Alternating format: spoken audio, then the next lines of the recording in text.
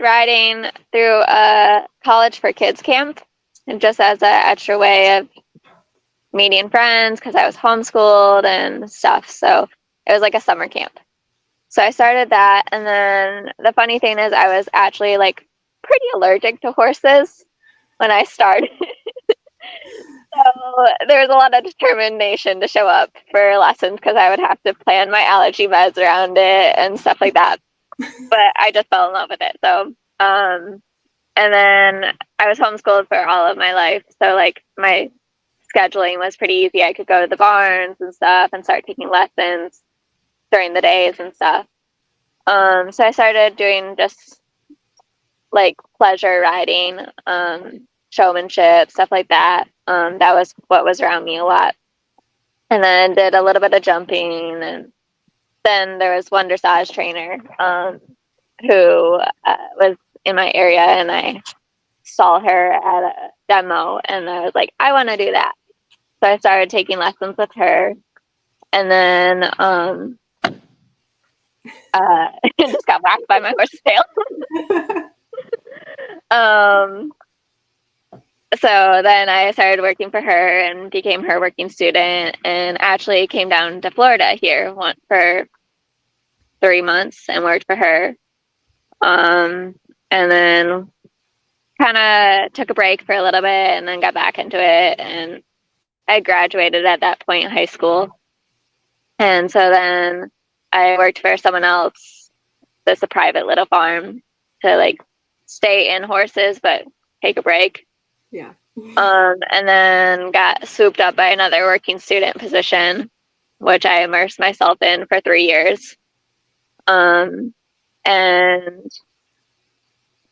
rode like 7 horses a day, took care of up to 30. Wow.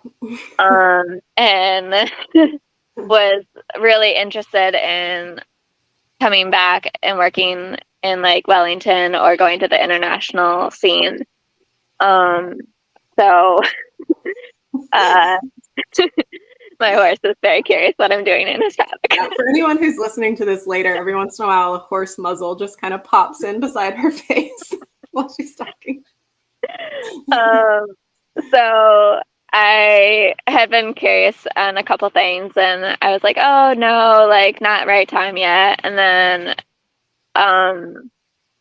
somebody had sent me the screenshot of Adrienne Lyle looking for a groom, and I was like, oh, that's so cool. I've heard so much about her. Like I loved like the out west stuff, and so she was based in Sun Valley at that time still. And so I was like, I'm just gonna write a message to her and see what it entitles to be like a groom under her, because she's literally the top. Yeah. And I was sitting with my friends and summer weekend, and I got a message back, and it was like, we would love to chat with you more, you sound like and I was like, oh my gosh. And so I spoke to, at the time, manager Bob McDonald, which is Debbie McDonald's husband, and he was like, when can you start? Like, you can't bring your horse at this time. But I was like, that's fine, I'll figure out something for him in the meantime. Like, I just want to come be a groom. Like, I want to fully immerse myself in this. So 3 weeks later, I had quit my working student position, wrote up everything that I'd done there because I was their right hand for 3 years. So I wrote up a huge list for the next person coming in, and then moved my 2 of my horses to places that they would be taken care of and still in work and training. And then moved out there and have followed them wherever they go since. And now I have my horse here, but I'm going to retire him next year, so I'll be horseless. Gotcha. You're breaking up a little bit every once in a while while you're talking, so hopefully she's also in Florida, and I feel like the whole state of Florida is questionable for cell phone service. So yes. Okay, so basically you just kind of had the initiative to like reach out and ask what would it take Yeah. and then rose to the occasion, which I think is really cool because a lot of people would be, I think, too intimidated or just assume that like you weren't the right one or whatever. But I think it's cool that you showed the initiative to ask the question, and she probably thought that too, which is why you ended up where you are. Yeah. I And then think the really actually, great thing about her too is she's willing to train people up if they have the drive. right. Like she doesn't care if you come in knowing the basics. As long as you have the motive to do the best for the horse, she'll be happy to train you, which Yeah. I feel like is not always the case with other people, but she's really doesn't like she wants to do the best for the horses, but like she'll train people up. Right. So I So think that's cool. she's looking for like the work ethic and the Yeah. initiative first. So that makes sense. Yeah. Yeah. Okay, so your summers are in Colorado, your winters are in Wellington. Which one do you prefer? Colorado. Why? I love the mountains, and it's close to where my family is and stuff out there now. And the horses have a bit more relaxed time out there, so that's always nice to see. I was going to ask you, like, what's the difference keeping horses in Wellington versus keeping horses in Colorado?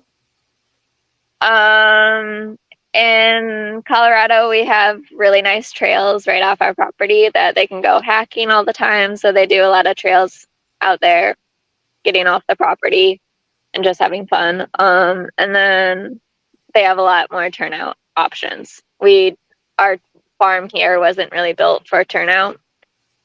So they're quite small and get used a lot. So they're not really grass paddocks. Yeah. So in Colorado, and they go out for a lot longer in Colorado. Like the max time down here is like 2 hours that they can go out, and then they're like the bugs are bothering them. They're sweating. Yeah. Yeah. Okay, so walk us through what like your typical day would look like if you're at home. Home as in like just at a barn. Not at a horse show. So Okay, gotcha. So we start at like 6:45 typically.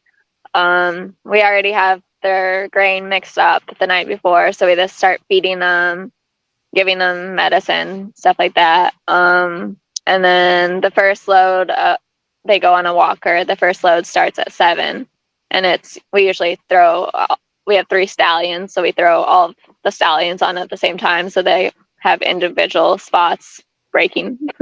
Yeah.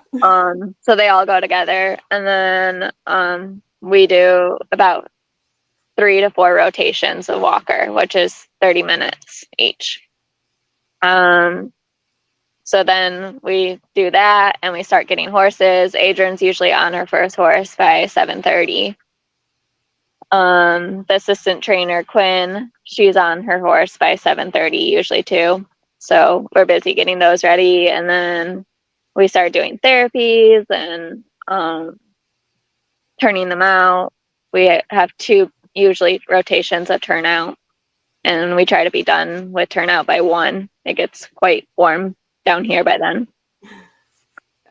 And then we do a lot of like aqua treading and stuff like that in the day.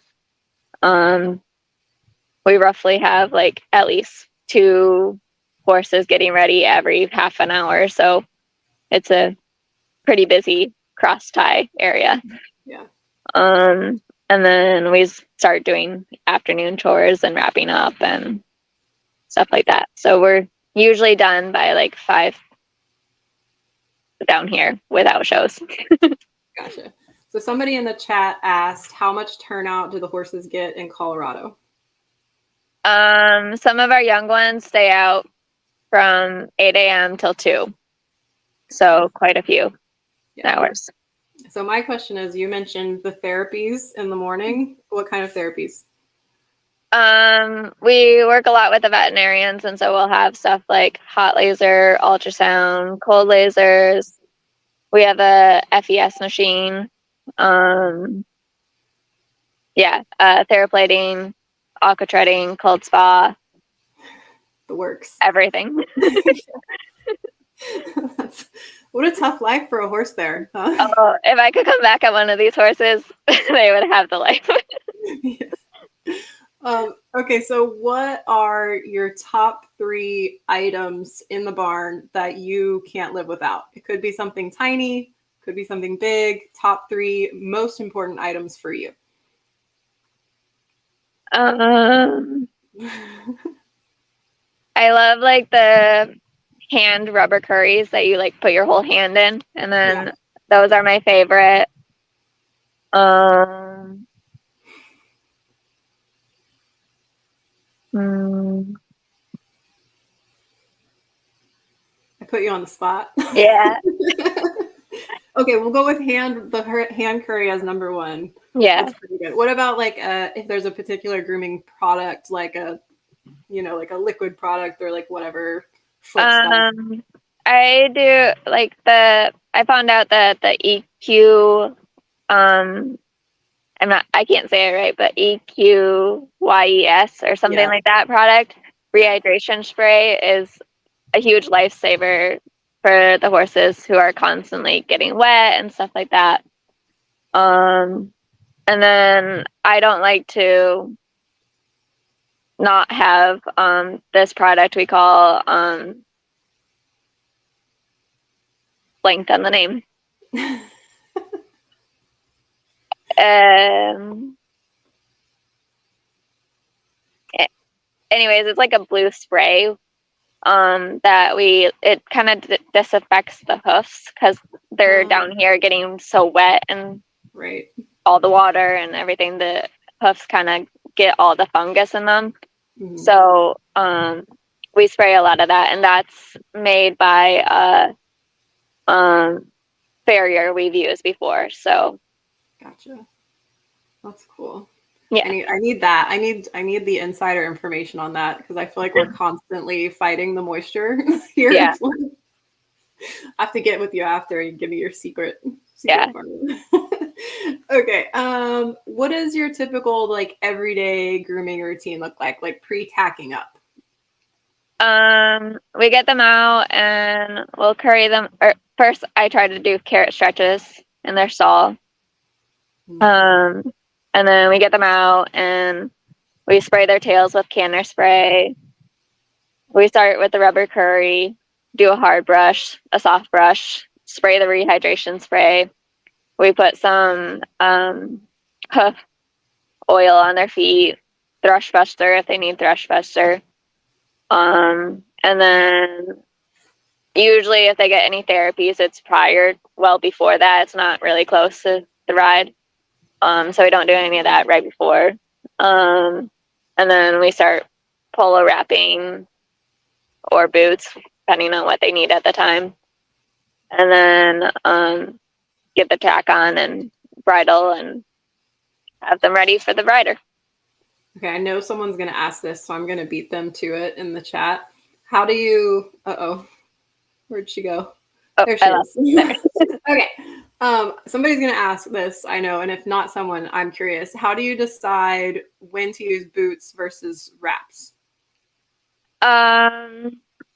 Boots a lot. We'll do like lunging or when it gets really hot. Like we've been here through May and June and even July. We've actually stayed all summer before. So when it got so hot down here in the summers, we just did boots no matter what.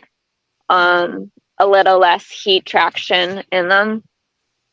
Polos we'll do just if the horse is prone to something, or they're like really hardworking in lessons and stuff like that. We'll do polos usually. Yeah. A lot of the young horses go in boots until they start working harder. Okay, cool. Good to know. So somebody asked in the chat, do you braid tails or any other special treatment to help keep the tails long and healthy? And any hints for thicker tails? We don't braid. We try and shampoo and condition them once a week. to help promote good growth.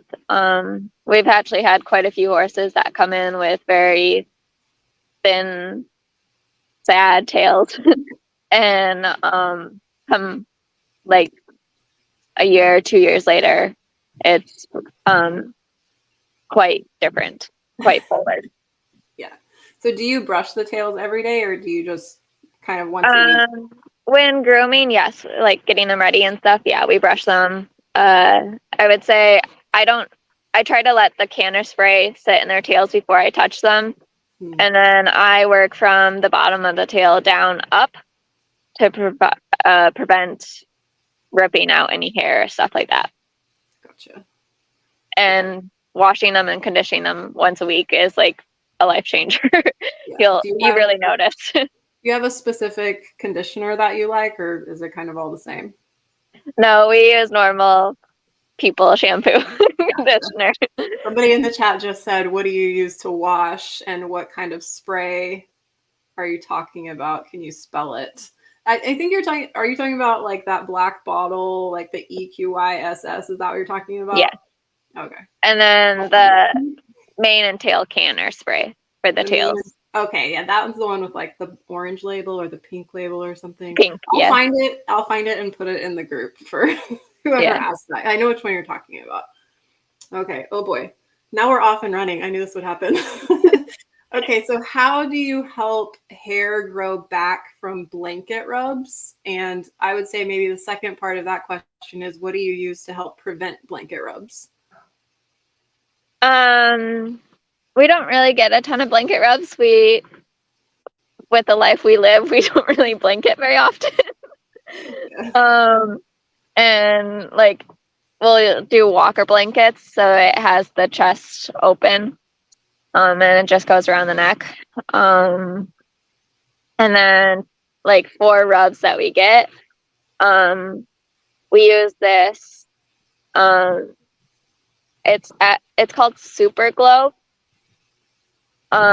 We get it at like Walgreens or CVS. It looks like some green slime, and it has a bunch of like vitamin E and stuff like that. So that helps grow back really fast.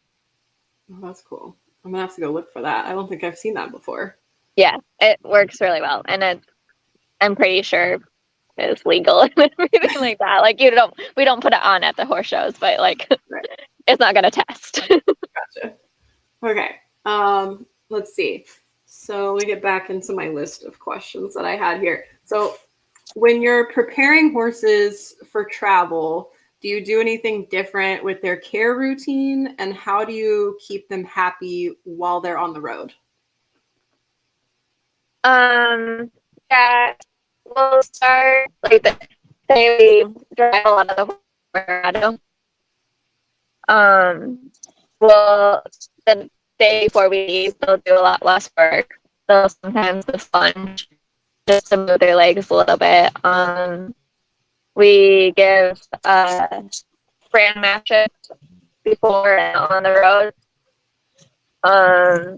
We use Purina stuff, and so they recently came out with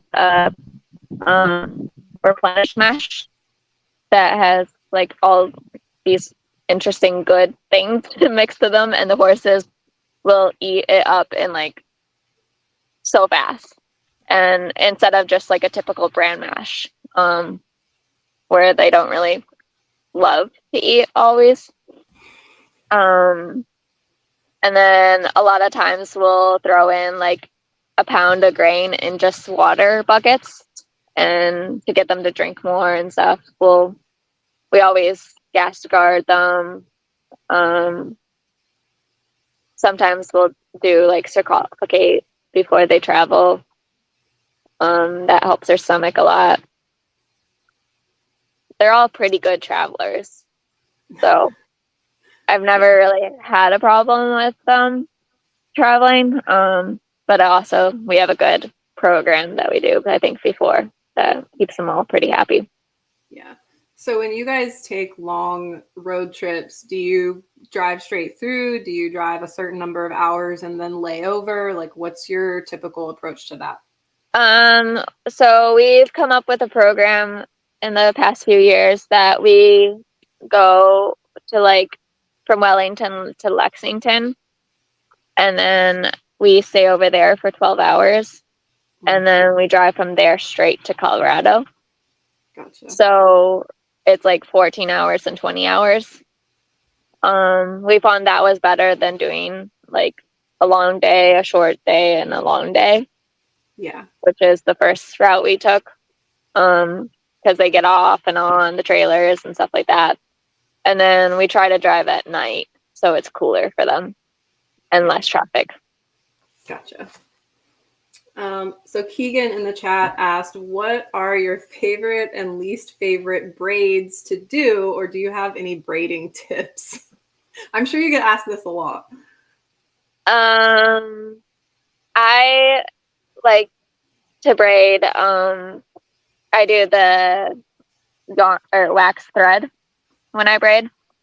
And I do as many as I can on their necks. I think it's pretty comfortable for them when they have to be in them for a while sometimes. Yeah. And then I think it makes their necks look a little bit longer and happier than big braids that are just like bulky up there. Yeah. So my average is about 15 braids on their necks, which is more than the average dressage person puts in. And then I use quick braid, which is pretty normal. I'm not so great at the forelock braids. I'm getting better. One of the other grooms has, I watched her a lot, and so that's getting better. But, and then I've had to tie in a few fake tails, and that's been an interesting learning curve. I was so scared to do it and learn how to do it because I was like, I don't want these to fall out while they're riding. Yeah, that would be bad. We've all seen that happen, I think. Yeah. So it's not always the prettiest, but I know that they'll stay in. Yeah, that's good. It's a good start. Yeah. So somebody in the chat asked, how long or short do you keep the manes, and do you pull or cut? I keep it about 7 inches. We don't pull very often. Adrienne likes the manes long and kind of thick to have more of the long and thick braids, so they're not small and tiny. So most of the time I just trim, and I happen to be very good with the scissors, so I'm pretty much the only one who will touch the manes in our barn. Gotcha. Okay. So do you have any tips for organizing the barn? That's first part. And then for packing for shows. I've heard that you're a very good organizer. So tell us your secrets for at home and then preparing for horse shows. At home and at horse shows, I'll save little containers, like sometimes like boots, whether it be ice boots or DSV boots. They'll come in like a plastic container, or just other plastic containers we'll keep around the barn, and we'll put in little stuff like sometimes we'll have like a little container. It looks like a food storage container that will do like all of our travel needs, and we'll put that into our shipping bag. So we'll have like a thermometer, some braiding stuff in case we need to tie like some rubber bands into something, duct tape, stuff like that we might need quick access to, and that way it's all in one container instead of spread around in the bag. And then for like the bags, we'll do like braiding stuff in there, keep it organized so it's not just loose everywhere. We've done we have like a lunging cabinet in our tack room, and we hung racks, and so we have all the bits and stuff extra hanging up in there. We have separate cabinets for gas to guard and stuff like that, and each horse has their own little cubby. Keep all their stuff, medication in there, so that nothing gets mixed up and everyone knows where everyone's stuff is. Yeah. So do you and have everything's labeled. Labeled, yeah. Do you have a system for packing for shows? Do you go off of a list? Do you pack things a certain way, or is it just kind of in your brain by now? It's pretty much in my brain, but I do have a checklist, and I go through, and each horse has a different list that, like, I mean, they all get polos and wraps and a certain amount of stuff. But each horse has kind of their own list of like, oh yeah, this horse needs this, so, and this horse needs that. So like it is separate. And that way if I ever can't pack and I need someone else to pack, I have that list too that I can go and send them. Gotcha. Okay. They're going fast and furious in the chat now, so I'm gonna try to keep up with this. Okay, so Keegan asked, what are your favorite tack cleaning supplies? Like conditioner, if there's a particular type of sponge you like, or things like that. I apparently am very bad at remembering the names of things. I do have a favorite tack cleaning thing. I can remember that it has like a different smells to it, like lavender rose. So I can remember that, but I can't remember the brand. Is it a blue container with a white lid? Yes. That's okay. That should be higher standards then, I think. Maybe. I would have to double check on that. Okay. Well, we can get that too. And then for conditioner, we use this plain leather balm. And then, was there another question? Well, that was just okay. Exactly. Sorry, I'm hitting you with a lot at once. I know. I'm sorry. Okay, so Lucy asked, "What are your favorite horse boots for everyday rides?" We use DSB boots a lot. And then I also fond and really like the what are they called? I want to say they're the Lemu boots. Oh, gotcha. But they have, maybe they're not.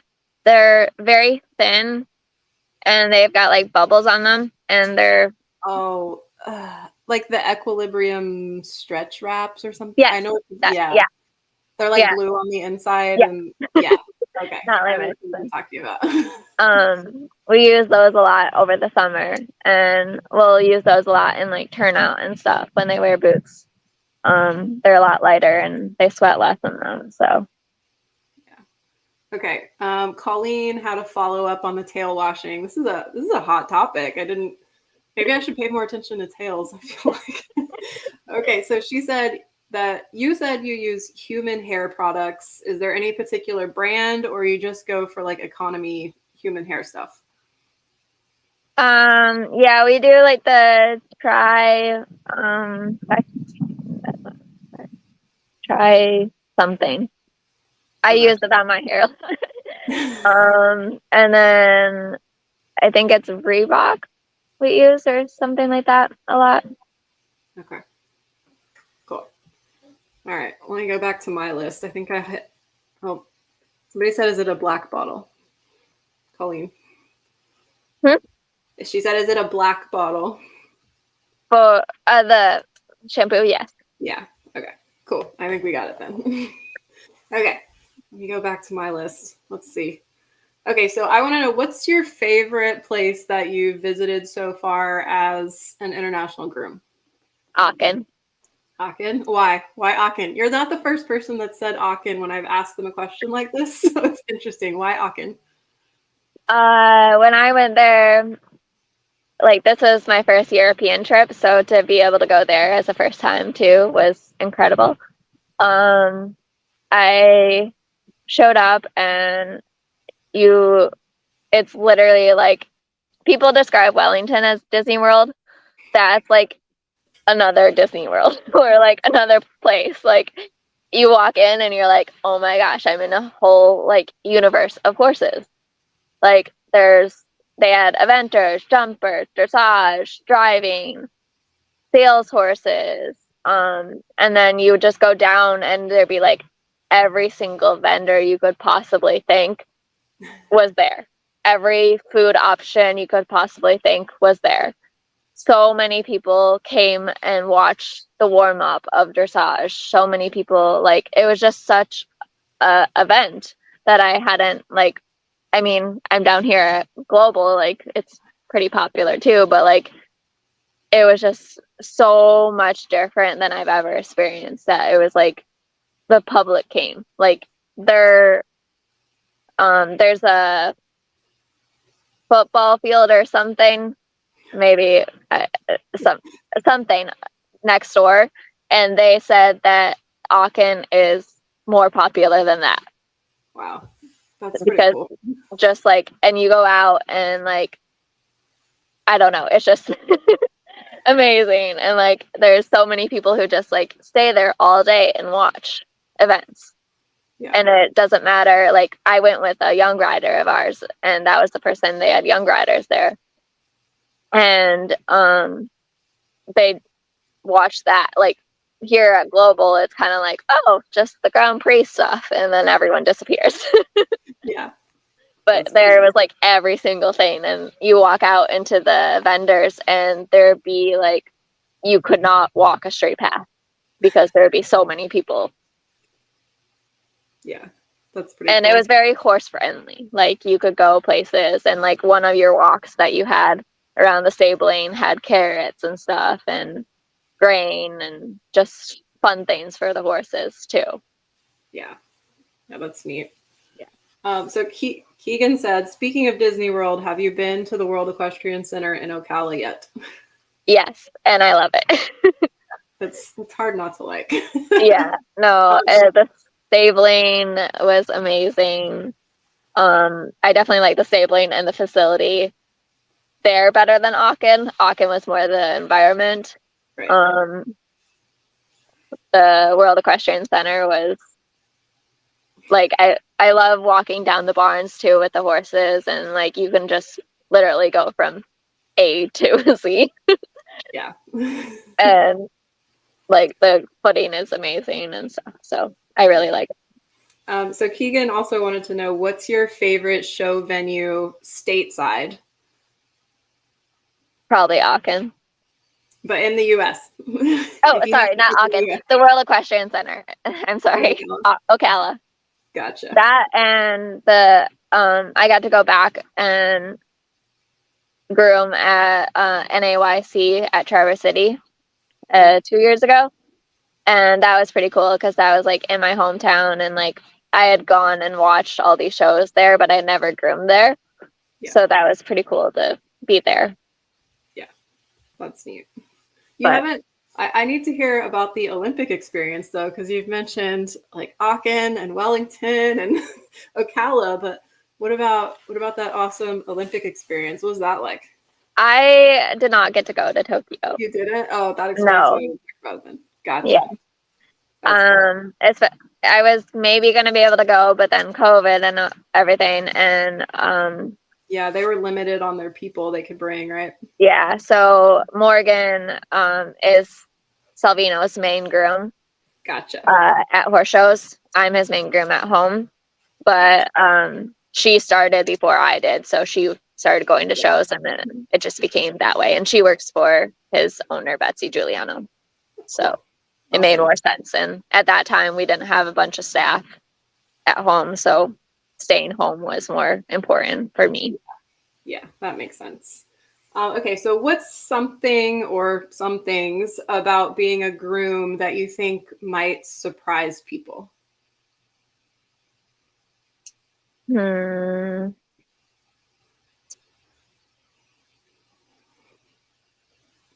a tough question for me. I have to think about it. Sorry. Whether it's everyday life or Just anything like that. Hmm.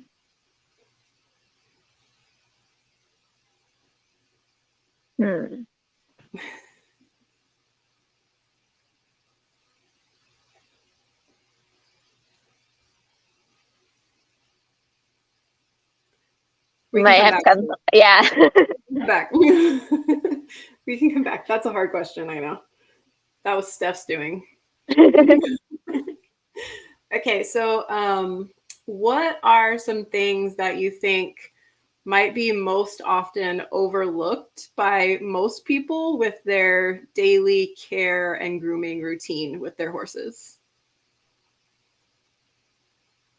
Um, I would say like really feeling like when you're currying the horse to feel certain things like their legs and their body wise, like if they're gaining muscle, losing muscle, gaining weight, losing weight, stuff like that is really important in just your everyday. And when you take care of a horse every single day, like sometimes that can get overlooked on those changes because you're like, oh, was that different than yesterday? I don't know. Yeah. And just how they're feeling, like if they start to show signs of any like discomfort or stuff when you're starting to groom, like ulcers or stuff like that, you can really pick up on that pretty fast if you pay attention. Yeah. So do you kind of like while you're grooming, do you just kind of pay attention to everything you're doing, or do you do a specific like once over specifically looking for stuff like that? No, I just do it as I go. Um, and then also like when I'm in their stalls, unwrapping them, putting their boots on, stuff like that, anything like that, I try to pay attention then too. And then also I guess like tying on to that when I do like carrot stretches and stuff like that, I like see how far they can bend and if they start to get stiff in an area or stuff like that. So do you have it all in your brain for every single horse, or do you like jot anything down like notes wise? Um I pretty much go on my brain. We do have two good softwares that we use at our farm, so sometimes I'll do that, but mostly in my brain. Gotcha. So let's see. Colleen asked, do you see yourself grooming as a lifelong career, or do you want to do something else maybe at some point? Lifelong career, as long as I can go. Do you want to stay in the dressage world? Yeah. Yeah. Let's see. Keegan said, if you could work for any other rider in the world, not Adrienne, who would you want to groom for? And what horse would you most like to work with? Um, if I could work for anyone else, it would be Jessica Von Werp. I think her personality, or I said her last name wrong, probably. Wordle. Fine. um, she just seems so easygoing and relaxing with her horses, and I think that's really cool. Um, and I mean, she's the number one rider. That would be fine. Yeah. So, um, Uh, so what horse, if the rider's not part of the equation, what yeah. horse would you pick? Um, hmm. There's too many. Yeah. I mean, I think like Catherine DeForest horse would have been pretty cool to groom for. Um, I first started like learning about the dressage world with Totalis, so that would have been a really cool one that I could have Yeah. liked to groom for. But It's a pretty famous one to pick. Yeah. So is my next question was going to be, who's your all-time favorite horse? Is it Totalis, or is there another all-time favorite? I mean, Belegro upped Totalis, so that would be my favorite. Yeah, that would probably be my choice if I was picking a dressage horse. So Yeah. yeah. So Keegan said, do you prefer grooming horses with lots of chrome or like a gray, or do you prefer it when they're plain with no white? Um, I have to say plain only because the white gets a lot of fungus down here, and like the darker skin seems less prone to that. Yeah. But one of my favorite horses in my barn is a gray, so that counteracts that. Yeah. So do you have any specific care routine that you have to do for horses that are prone to like fungus or any kind of skin funk like in Florida? We use two shampoos a lot when you start seeing like maybe they might be getting it, or just as preventative, we'll do it. We'll do like an aloe and oatmeal shampoo that's a concentrated. And then we also use a medicated shampoo called Kita Hex. Gotcha. And Okay. then we also, like at the end of the day, when we wipe down turnout horses, we'll use a combination of water and chlorhexidine spray, and that keeps some of the fungus away too. That's interesting. Okay. I'm gonna have to listen to this later and like take some notes. Okay, so I think we touched on a sensitive subject because we've got people now. We opened the floodgates for the gray horses and the chrome. So let's see. So do you have any tips for white horses or gray horses to help them look their best? Question part one. Question part two, poo stain removal tips. Um, Looking their best, I would have to say I like to keep mine pretty clipped up. That also helps with getting the poop stains out. Um, I think he looks much better freshly clipped, and luckily for him, he grows a lot of hair, so it's like every 2 weeks. um, and then just curry a lot. Keep them the shiniest. It's harder to keep them shiny. So if you can keep their coat and stuff as healthy as possible. And lucky for that horse, he loves to be curried, so I give him lots of curry time. And then we use the Vita. I should have touched up on all these names of this before. We can always get it from you after the fact, and I can make a post about it. It's not a big deal. We can find it. It's like a Vetrolin, but not the Vetrolin. This is the brand, I think, the purple shampoo. And then yeah.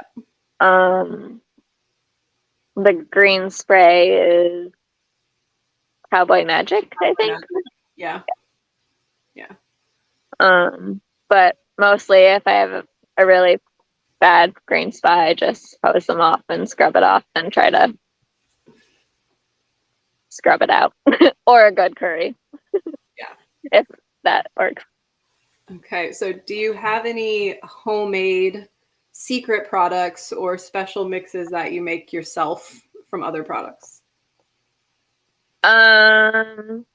We do some of the Skin So Soft with water sometimes. We do that more in Colorado because down here it almost started getting too greasy. And that's when we went to the EQ hydration spray stuff. Yeah. So what did you use that for? Dry skin. Dry skin. Gotcha. Yep. So we, instead of like the hydration spray, we would do that as like the final like touch spray on them before they go out. And we do like just a couple drops of that and mostly water. It goes a long ways.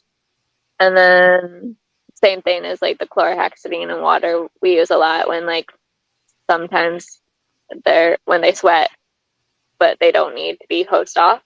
We'll do like a wet towel and that to get some of the sweat and grime away. Gotcha. So I'm assuming you do a lot of body clipping in Wellington. So do you Yeah. have, so I guess tell us about your body clipping routine, or if you have any tips or tricks or favorite products or anything like that. As for tips, I kind of do it a lot different than a lot of other people do. Is I'll start usually if I know the horse and stuff, and if they have like a sensitive area, I'll start with that so that I don't wait till the end where they get annoyed and I get annoyed Yeah. and they're moving around and stuff. So I start with that, and then I do move around a lot. So I'll go from like the legs, the body. I try to do the butt last because that usually has the most dirt stuck on their butt. And then the clippers will start to struggle there a little bit too sometimes. So that's usually my last spot that I touch on. But I also like to use the T10 blades instead of the T84s now because I think it gives them it doesn't have that much of a difference of a look, but it's a little more sharper look finishing and less lines possibly. Mm-hmm. And then something I recently found out from another coworker, which I don't know if everyone knows, is on most of the clippers they have got this little white part on the front, and you can replace that. And it's quite annoying to take off and put on because you have to screw out a little tiny screwdriver and screw out the I think it's called an assembly drive. Mm-hmm. And but that if you start to get lines or not a clean cut or cut, then that may be a huge factor of that. Yeah. And we don't usually use new blades most clipping jobs, so it's not usually the clippers or clipper blades. Yeah. So so I'm assuming then that you use those Andis, like the maroon clippers. Yeah. Way better than the old school body clippers. Yeah. Yeah. Okay, so let me see. Do you have any advice for people out there that might be thinking about pursuing a career as a groom? Yeah. So I would say don't be afraid to ask questions. But also one of the biggest things you can do is watch and learn from people. And then just work hard. Like, don't be caught standing around doing nothing. There's always something you can do, find something. I know the equestrian world also is trying to help the grooms out a lot and stuff like that, and that's really a cool experience too. So like, I'm not saying like work yourself to death, but know your boundaries and stuff like that, but just work really hard and the hard work will pay off, and trust that. Yeah. So do you think that it's worth a groom? Like if someone wants to be a groom, do you think that going the working student route like you did beforehand is the way to do it? Kind of the way to get your foot in the door? It is good, yes. To a extent, like I almost quit when I did the working student positions. I got so burnt out because I have a very strong work ethic, but to that I didn't ever want to say no, and I got taken advantage of a lot with that, and it's a lot my own fault, but I think you learn a lot as a working student, and you get to experience a lot of horses and stuff, and you're also under someone training. So, but Right. and I do think a lot of the working student positions are getting a lot better. Yeah. So if somebody was setting out to either look for a working student position, or maybe they've been a working student and now they're looking to find someone to find a grooming job with, what would you recommend that they look out for as maybe like red flags or green flags, things that would be promising maybe with a position? Red flags, I would say,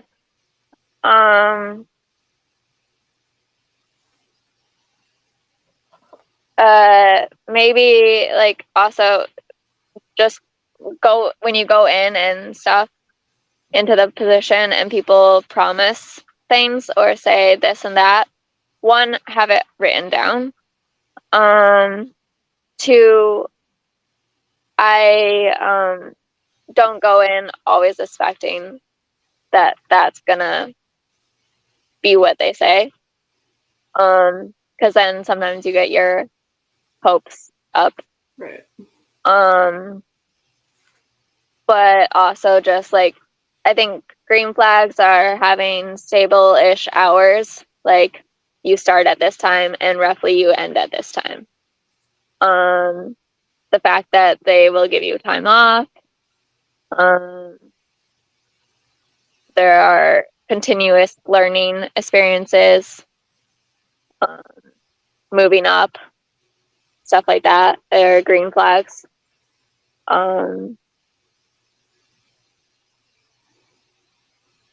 Yeah. So how much time do you get to ride, or are you spending most of your time grooming? I don't ride with my job. I just groom. So there's a few other coworkers that get the opportunity to ride. That's not what I went in here for. I really do like just staying on the ground and doing the grooming stuff. Yeah.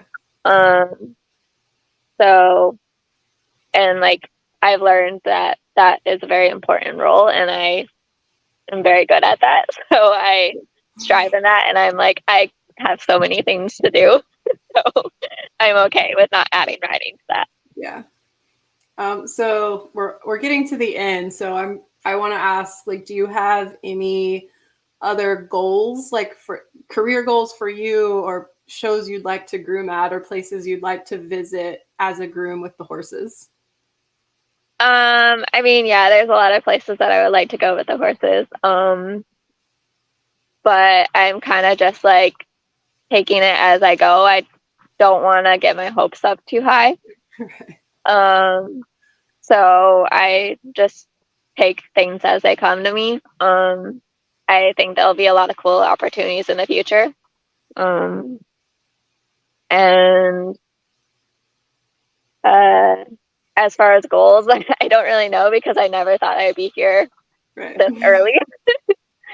So I would like to go to like a games, whether it be a World Equestrian Games or Pan Am Games or Olympic Games. I would really like to be a part of that game. Yeah. Yeah, that would be really cool. I think that'd be fun for anyone in any capacity, Yeah. I feel like. Yeah. So, and not just like, I mean, I've been on those teams at home, but like to actually go to the shows and competitions, I think would be really cool. Yeah, I agree. Awesome. I think I hit all the questions in the chat. If anybody else has anything, speak now or forever hold your peace. But I really appreciate you coming on. Like, it's really neat to get to hear someone who does this stuff every single day for a living, to get to hear how they take care of their horses, especially for those of us that kind of have our horses at home and are in charge of their care. I appreciate any tips you can give us is always much appreciated. And your story is really cool. I think it's inspiring just to say, like, you reach out and ask the question because you never know what'll happen. It's been really cool to see that for you. Thank you. I really appreciate you coming on, and thank you so much for your time. And thank you everyone in the chat for asking so many great questions. That was amazing. So, thank you guys. All right. Well, we'll see you guys. Well, Monica won't. I'll see you guys next week. I think I just broke my chair. So, sorry. I'll see you guys And on next that week. note, Yeah, on that note, I'll see y'all next week for another Ask an Expert. Thank you so much, Monica. I really appreciate it. thank you so much.